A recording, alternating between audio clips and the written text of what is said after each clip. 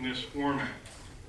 Has the mayor decided how to proceed in collecting the unpaid $60,000 amount for the 2013-2014 contract for the roving SROs that the Gloucester Township Police Department assigned to the GT schools? Similarly, have both parties signed the SRO contract for 2014-2015? Mr. Carter's performance of his duty has consistently been thorough and competent. In this manner, what were the circumstances that caused this issue to be left unaddressed for so long? I'll answer each question separately. Has the mayor decided how to proceed in collecting the unpaid $60,000 amount for the 2013-2014 contract? The mayor is expecting payment for that. I know he continues with Tom and working with the school board to work those final details out. Have both parties signed the SRO contract for 2014-2015? I don't know if they signed any contracts. I know, and maybe Mr. Carlemare, you can address this as well.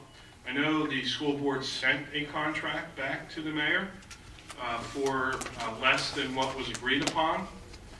The mayor has not signed that, and he's working with our solicitor to determine if how to go about with that contract.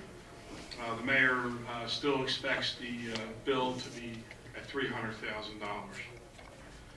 And Mr. Carter's performance of his duties has consistently been thorough and competent. In this manner, what were the circumstances that caused this issue to be left unaddressed for so long?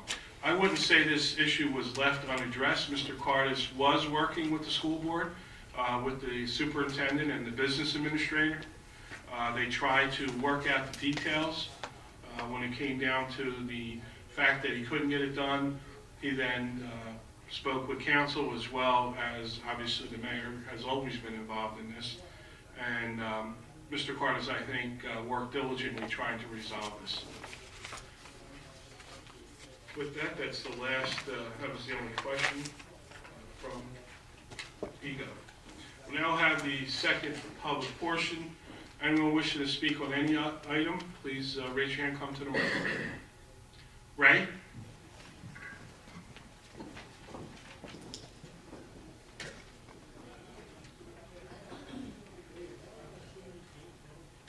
Good evening, Council. Ray Paldora, Ariel.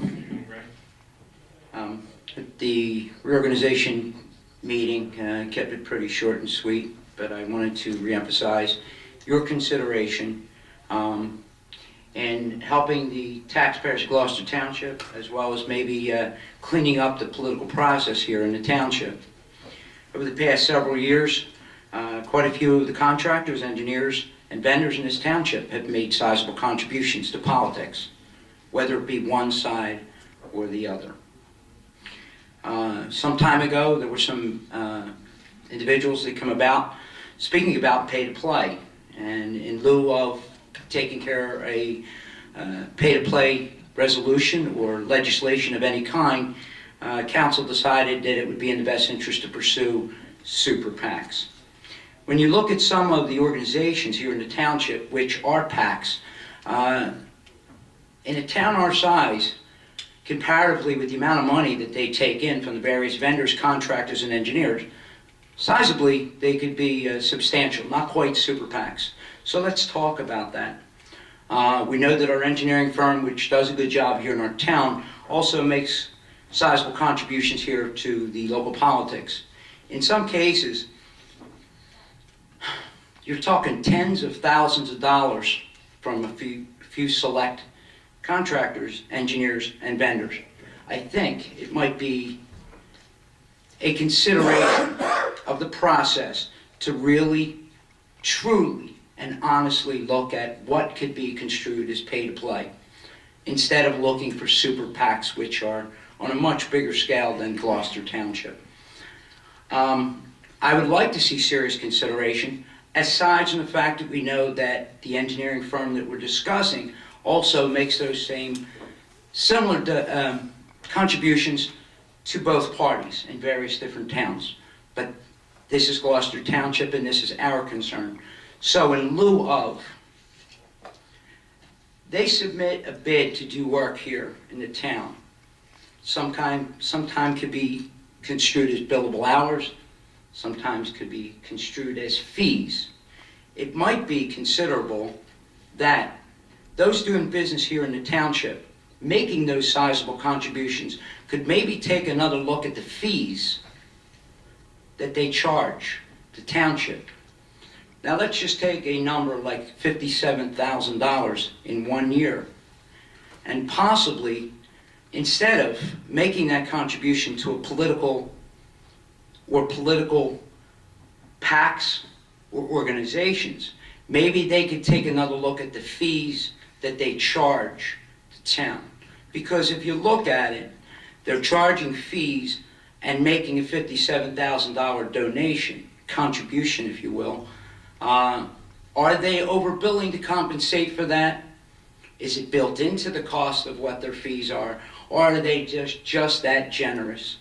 Or is their profit margin that high that they can afford to make that? So let's, in this year, early this year, look at the possibility of, in lieu of the fees that we pay them, maybe they could sharpen their pencils, lower their fees, and maybe not make those contributions. Because in all honesty, I believe the previous council, when this was discussed with Mr. Barry back when, I gotta believe that you guys truly did consider wanting to put a cap on this, to bring it down to less than a dull roar. But I don't think that it was handled as well as it could have been. So this year, obviously ELECT has all the numbers, dollar for dollar, and each of the respective PACs. Let's truly look at the fees and maybe discuss with them what better they can do for dollars and cents that is more or less coming from taxpayer money to pay them and money coming back to a political group or political PAC to curb that. Gloucester Township's a little too big for small ball and a little too small for the big leagues. It should be a sizable thing that we can do to make that so. If the discussion comes up sooner, it would be best, because I can tell you that this will be a topic of discussion at many council meetings. And I did not purposely name names. Eventually, we're going to have to talk about some of these organizations and vendors and contractors and engineers. Thank you. Thank you, Ray. Anyone else? Seeing no other hands, we'll close the second public portion. Polling of directors and council, please. Mr. Lechner? Chief Earl? Parliament? Nothing to report. Cantwell? Nothing to report. Mr. Hutchison? Congratulate all of the officers, the new officers and the existing officers who got promoted. Do a great job in the town. The rest of you, thank you very much for coming. Mr. Schmidt? I too would like to congratulate all the officers this evening. Thank you for coming out and staying with us. Have a good evening. Mr. Stiler? I would also like to thank all of the officers that were appointed tonight and the ones that were. Strado? Congratulations to all the new officers and to the new sergeants. It's a great police department that we have in this township, and I look forward to seeing you all on Monday for Martin Luther King Day of Service. Thank you and have a good week. Centers? I too would like to congratulate the officers, those new and those being promoted. It's such a wonderful ceremony to watch, and have a great night. Mercado? Best wishes to the new officers, congratulations to our department. And just echoing Tracy's comments, Martin Luther King Day of Service takes place at Lewis School, 8:30 on Monday. Still time to register for 19 projects throughout the town. Thank you, have a great evening. Yeah, I'd like to congratulate the 4 new officers, as well as the 4 officers that have been promoted. our police department continues to do a great job.